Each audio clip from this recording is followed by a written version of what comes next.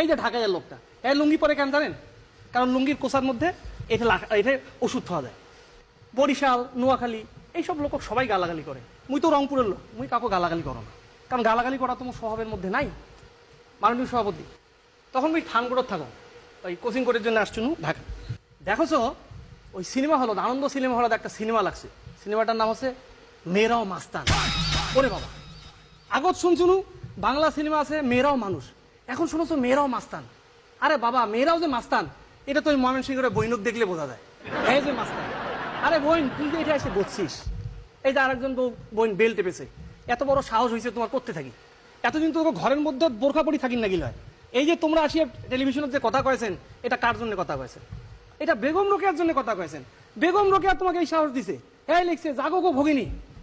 এর বাড়ি কোনটে? এর বাড়ি রংপুর। এখন কথা নাই, আরো কথা আছে গফরগাঁও নিয়া। মাননীয় সভাপতি, বাংলাদেশের সর্বোচ্চ রেলওয়ে কারখানা হচ্ছে মোর রংপুরের সৈয়দপুরত। অবাক হয়ে যাবেন, ওইটা প্রত্যেক দিন যে বগিগুলা ঠিক করে বেশিরভাগ বগি যায় গফরগাঁও থাকি। কই একদিন খালি গফরগাঁও যান কেনে গেইলে বুঝবেন। যখন এই ট্রেনটা গিয়া গফরগাঁও গিলা গেল, তখন এখানে ধূপ ধাপ শুরু হল। বলে কি বলে এটা গফরগাঁও? বলে কেন? বলে মোবাইল ছাড়াও, ব্যাগ ছাড়াও। কখন এলে নিয়ে দৌড়ি পালাবি সবাই। মাননীয় সভাপতি, এই যে ঢাকাইয়া পোলা এক গান গায়, কয় ঢাকাইয়া পোলা, ঢাকাইয়া পোলা। হ্যাঁ বলে খুব বলে রোমান্টিক, এক গান গায়। রোমান্টিসিজমের হ্যাঁ কিছু বোঝে? লাল রং দেখলেই প্রেমে পড়তে নেই, সব লাল রঙই হৃদয়ের রং নয়। এই কবির প্রতি আমার খুব রাগ। মাননীয় সভাপতি, যে কোনো রংপুরের চাংড়া কমেন যে এই কবিটা কায় অকে ধরে নিয়ে আইসো। কারণ কি? রংপুরের চাংড়া বিশ্বাস করে রং কি হয় হোক, সবগুলো রঙই হচ্ছে প্রেমের রং, এমনকি কালো রংটাও প্রেমের রং। কোনো মেয়ে যদি বোরখা পরে যায় মাননীয় সভাপতি, রংপুরের ছেলে কিন্তু তাও ওর প্রতি প্রেমিক, কারণ তুমি প্রেমিক। আমাদের সাবেক একজন রাষ্ট্রপতিও কিন্তু প্রেমের কবিতা লিখেছেন। আপনারা কয়জন লিখছেন? আমরা কিন্তু কখনোই এইসব নিয়ে হ্যাঁ কিসের প্রশ্ন? রংপুরের লোকজনকে তো আপনারা মফিজ কন না? মফিজ তো কন। তা মফিজ মানে কি? আমরা কি কখনো রাগ করি? আমরা কখনোই রাগ করি না। মফিজ মানে হলো মফস্বল ফেরত। বোকা। বোকা না, মফস্বল ফেরত মানে এই মফস্বলে বসে সে কৃষি কাজ করবে, দেশটার জন্য কাজ করবে, তারপরে দেশটার উন্নয়ন করবে।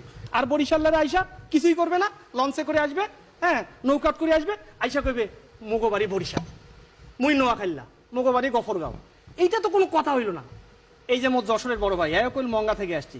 এখন একটা প্রশ্ন করো মাননীয় সভাপতি, এই যে বাংলাদেশে বন্যা চলেছে দেখছেন, একটা রংপুরের লোক ঢাকাচ্ছে।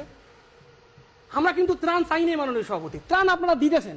এখন ত্রাণ যদি কেউ মুখ দেয় মুই কি নেম না, কিন্তু এই ঘটনাটা যদি যশোরত ঘটিল হয়, বরিশালত ঘটিল হয়, নোয়াখালীত ঘটিল হয়, দেখিনি নয় এই সদরঘাটত হাজার হাজার নৌকা সব খালি বরিশাল আর নোয়াখালী আর যশোর থেকে আসিল হয়।